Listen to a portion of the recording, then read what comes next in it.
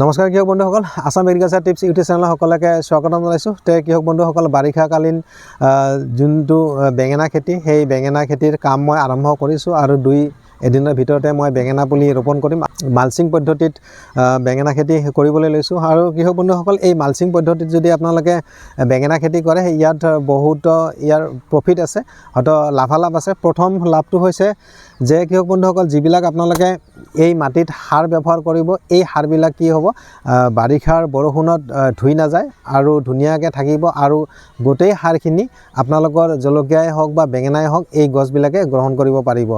আৰু দ্বিতীয় কথা হ'ল কৃষক বন্ধুসকল, বাৰিষাৰ বতৰত যিহেতু অধিক ঘাঁহ বন গজে, গতিকে এই অধিক ঘাঁহ বন নিৰানি কৰাৰ ক্ষেত্ৰত যিহেতু এটা ভাল খৰচ আপোনালোকৰ হৈ যায়, গতিকে এই মালচিং ব্যৱহাৰৰ ফলত কি হ'ব, আপোনালোকৰ ঘাঁহ বন কম হ'ব আৰু যোনটো নিৰানিৰ খৰচ, সেই খৰচটো কমিব। এই মালচিং পদ্ধতিত যদি আপোনালোকে খেতি কৰে, ইয়াৰ যোনটো প্ৰডাকশ্যন হয়, বহুত ভাল প্ৰডাকশ্যন হয়। আপোনালোকে সাধাৰণ যিবিলাক খেতি কৰা হয়, বেঙেনাৰ খেতি হওক বা জলকীয়াৰ খেতি হওক, সেইবিলাকত প্ৰডাকশ্যন নিশ্চয় আপোনালোকে কম পায়।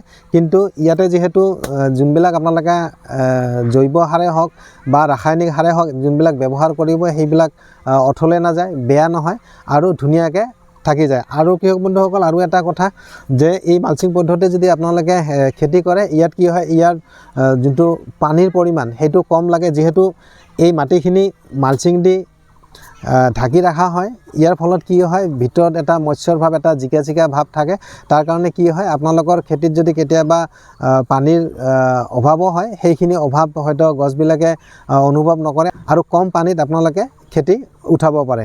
ইয়াতে যোনবিলাক মই মালচিং ব্যৱহাৰ কৰিছোঁ, এইবিলাক যোনবিলাক মালচিং, এইটো হৈছে 20 মাইক্ৰনৰ। মই একচুৱেলি 25 ল'লে বেছি ভাল। আপোনালোকে যদি ল'ব পাৰে বা যদি পাই যায়, আপোনালোকে 25 মাইক্ৰন মালচিং ব্যৱহাৰ কৰিব। 25 মাইক্ৰনৰ মালচিং হ'লে সেইটো আপোনালোকে হয়তো ৰিইউজ কৰিব পাৰে, পিছত হয়তো আকৌ আপোনালোকে ব্যৱহাৰ কৰিব পাৰে। আৰু এই 20 মাইক্ৰনৰ যোনটো ৰেট, সেইটো মোৰ পৰা 1200 টকা লৈছে। গতিকে হয়তো আপোনালোকে তেনেকুৱা হয়তো পাই যাব। হয়তো 25 ল'লে অলপ দাম হয়তো বেছি আপোনালোকৰ পৰিব। কৃষক বন্ধুসকল, এই যোনটো মালচিং, এই মালচিং মই লৈছোঁ 4 ফিটৰ আৰু যোনটো মই বেড বনাইছোঁ, সেইটো বনাইছোঁ মই 3 ফিটৰ। আৰু যদি আপোনালোকে 3 ফিটৰ বেড বনায়, তেতিয়াহ'লে আপোনালোকক 4 ফিটৰ মালচিং লাগিবই। আৰু কৃষক বন্ধুসকল, যোনবিলাক বেড আপোনালোকে দেখিছে, সেইটো মই ছিংগেল লাইন, তাৰমানে এটাই শাৰী মই লগাম। কিছুমানে হয়তো দুটাকৈ লগায়, কিন্তু যিহেতু বাৰিষাৰ বতৰ আৰু এই বাৰিষাৰ বতৰত হয়তো যোনবিলাক বেঙেনাৰ গছ হ'ব, বহুত ডাঙৰ ডাঙৰ হ'ব, হয়তো ইটো গছে সিটো গছক লাগিব। গতিকে মই এটাই শাৰী কৰিম। আৰু এই যোনটো গেপ দেখিছে, সেইটো মই প্ৰায় 3 ফুট গেপ দি দিছোঁ। আৰু এটা বেডৰ পৰা আন এটা বেডৰ দূৰত্ব মাজতে এটা 3 ফিট গেপ ড্ৰেইন ৰখা হৈছে। গতিকে যিমান আপোনালোকে পাতলকৈ আপোনালোকে এই বাৰিষাৰ বতৰত খেতি কৰিব, বিশেষকৈ এই মালচিং পদ্ধতিত, আপোনালোকে কিন্তু উৎপাদন অধিক পাব। কৃষক বন্ধুসকল, ইয়াতে কি কি সাৰ মই ব্যৱহাৰ কৰিছোঁ, সেইখিনি তথ্য মই আপোনালোকক অৱগত কৰাওঁ। আপোনালোকে ভিডিঅ'টো চাই থাকক। কৃষক বন্ধুসকল, এইবিলাক কেইটামান বেড ৰেডি হৈ গ'ল আৰু ইফালে কাম চলি আছে, বেডৰ কাম চলি আছে। আৰু যোনটো মাটি, ইয়াতে মোৰ এবিঘা মাটি আছে আৰু এবিঘা মাটিত মই অলপকৈ জলকীয়া লগাম আৰু বাকীখিনি মই বাৰিষাৰ বতৰৰ যোনটো বেঙেনা, সেই বেঙেনা লগাম। আৰু মই আগে পিছে দেখিছোঁ যে বাৰিষাৰ বতৰত বেঙেনাৰ এটা ভাল বজাৰ দাম থাকে। প্ৰতি কেজি বেঙেনা হয়তো 50-60 টকালৈকে মই বিক্ৰী কৰিছোঁ। কৃষক বন্ধুসকল, এতিয়া আহোঁ মূল কথালৈ। মূল কথা হৈছে যে আপোনালোকে এই বেডবিলাক তৈয়াৰ কৰাৰ আগতে আপোনালোকে এই মাটিত হয়তো কি কি সাৰ ব্যৱহাৰ কৰিব। এয়া আপোনালোকে দেখিছে, এইবিলাক বেড মই 3 ফিট বহলৰ বেড বনাইছোঁ। আৰু যোনটো মাজৰ ড্ৰেইন, এইটো যোনটো ড্ৰেইন হয়, এই ড্ৰেইনটো মই 3 ফিট দিছোঁ। চাওক, বহুত ধুনীয়া হৈছে। আৰু কৃষক বন্ধুসকল, মূল কথাটো হৈছে যে আপোনালোকে যদি এনেকৈ খেতি কৰিব বিচাৰে মালচিং পদ্ধতিত, আপোনালোকে এই মাটিত কি কি ব্যৱহাৰ কৰিব। প্ৰথম কথা হ'ল, আপোনালোকে পুৰণা গোবৰ সাৰ প্ৰতি বিঘা মাটিত কমেও 2 ট্ৰেক্টৰ আপোনালোকে ব্যৱহাৰ কৰিব। আৰু যদি আপোনালোকৰ যদি গোবৰ সাৰ বেছিকৈ আছে, বেছিকৈ ব্যৱহাৰ কৰিব পাৰে। গোবৰ সাৰ যিমানে বেছিকৈ ব্যৱহাৰ কৰিব, ইমানে ভাল।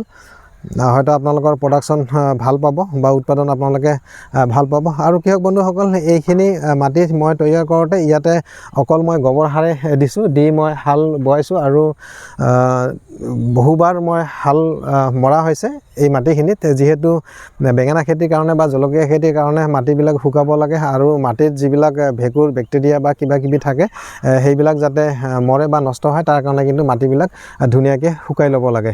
আৰু ইয়াতে মই গোবৰ সাৰ ব্যৱহাৰ কৰিছোঁ। তাৰপিছত মই কি কৰিছোঁ কৃষক বন্ধুসকল, এই যোনবিলাক বেড হয় এই বেডবিলাকত মই 10-26-26 NPK যোনটো 10-26-26 সেইটো সাৰ মই দি দিছোঁ আৰু ছুপাৰ ছিংগল ফছফেট যোনটো ছুপাৰ ফছফেট সেইটো মই ইয়াতে বেডত দি দিছোঁ। তাৰমানে বেডত সেইকাৰণে দিলোঁ যিহেতু ডাঙৰ ড্ৰেইনবিলাক অলপ বহলকৈ আছে। যদি মই মাটিত দি হাল মাৰিলোঁ হয় এই বহুত হয়তো ৰাসায়নিক সাৰ এই ড্ৰেইনত থাকি গ'ল হয়। গতিকে মই ভাবিলোঁ যে যিহেতু ৰাসায়নিক সাৰৰ এটা দাম আছে বা ভাল এটা খৰচ হয়, গতিকে মই অকল বেডত দি দিছোঁ। কৃষক বন্ধুসকল, আপোনালোকে এনেকুৱা মই যেনেকৈ কৰিছোঁ আপোনালোকে তেনেকৈ কৰিব পাৰে। ৰাসায়নিক সাৰ যিবিলাক ব্যৱহাৰ কৰিব আপোনালোকে মাটিত দিব নালাগে। হাল মৰাৰ আগতে আপোনালোকে যেতিয়া বেড বনাব, বেড বনোৱাৰ পিছত আপোনালোকে এনেকৈ ব্যৱহাৰ কৰিব পাৰে। কৃষক বন্ধুসকল, আজিৰ ভিডিঅ'টো মই প্ৰাথমিক ভিডিঅ' হিচাপে আপোনালোকলৈ আগবঢ়ালোঁ।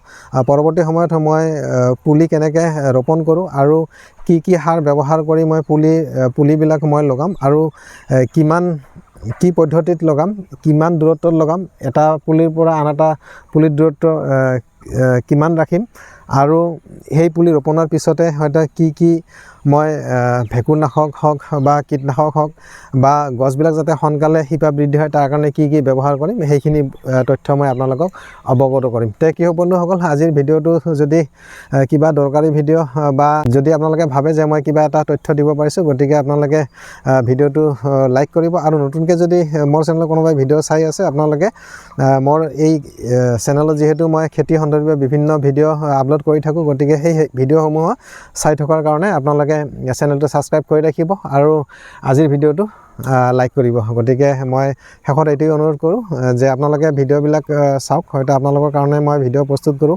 বিভিন্ন তথ্য পাতি মই যোগান ধৰোঁ এই খেতি সন্দৰ্ভত। গতিকে আপোনালোকে বেলেগ একো কৰিব নালাগে, জাষ্ট আপোনালোকে ভিডিঅ'বিলাক লাইক কৰিব। কৃষক বন্ধুসকল, পৰৱৰ্তী এটা ভিডিঅ'ত লগ পোৱাৰ উদ্দেশ্যে আজিৰ ভিডিঅ'টো ইয়াতে শেষ কৰিলোঁ। ধন্যবাদ।